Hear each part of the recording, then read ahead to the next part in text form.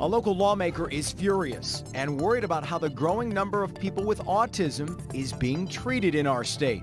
I dread to deal with the issue as the bubble even gets bigger. What are we going to do without a facility? And a local mom shares her story only to the defenders. I was left alone to handle it because there was no help. Cyndi Sibley is sharing her family's story because she not only needs help, but believes there are many families of children with autism going through the exact same thing. Her daughter Jackie is severely autistic, and now that Jackie is 20 years old, the Sibley family says the state of Michigan has abandoned them. She was our first child. When Jackie Sibley was born, everything seemed normal. That is, until she turned 2.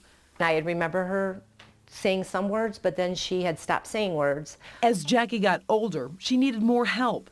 Cyndi says her child became bigger and more violent and was classified severely autistic. A lot of times she would fall on the ground until her knees would bruise and become bloody because she was just almost craving the input. They tried to send Jackie to school. She was having severe upsets at school and bleeding and lacerations to herself. Cyndi says state workers assigned to her case were not able to adequately control Jackie. It takes experienced people, and it's very scary for somebody to walk in and see these kind of behaviors. I mean, I was left alone to handle it because there was no help.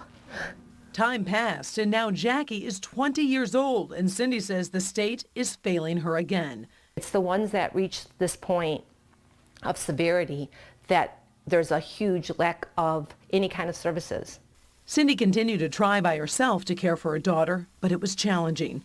Driving, I ended up getting a cage behind the front seat of our car because if she became upset, she would go after me while driving on the freeway. At least this allowed me enough time to pull over and until she could calm down. I think when you reach this level of severity, you need professional people there. You need some kind of a program that knows how to deal with this. Cyndi says she was given a list of providers to contact. And did you find anything? Nothing. Nothing in the state of Michigan? Nothing. All 62 providers did not accept our daughter on this level. So after much research, the mother found an out-of-state facility to help her child. And you won't believe what the state of Michigan did. Well, Michigan will not back me on that. They do not want us taking her out of state to another facility. The state is recommending that she gets put into a psychiatric ward here in Michigan. When Cyndi Sibley wouldn't comply with the state, Michigan pulled Jackie's Medicaid benefits. They ended up sending me a letter saying that your Medicaid waiver is no longer available because your daughter is currently out of state.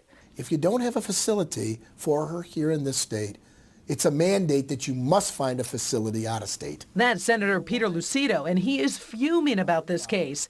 Jackie has a need, and we're supposed to meet the expectation of the need.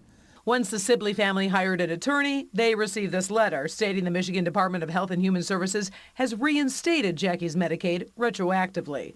I suggest they do their job or get out and let somebody else do it. The Sibleys say the state and Oakland Community Health Network has denied the out-of-state placement and funding for Jackie, despite there being no services available in Michigan. So they're stuck, and the bills are piling up.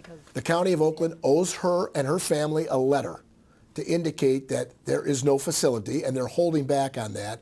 The County of Oakland must be held accountable to do their job as any other mental health department in this state.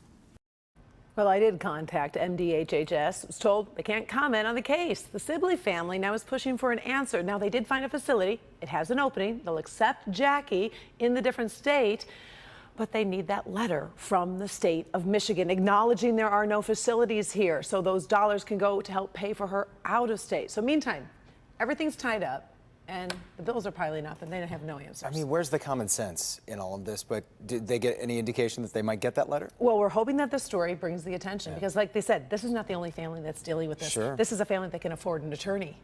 There's other families out there. Heartbreaking and scary, yeah.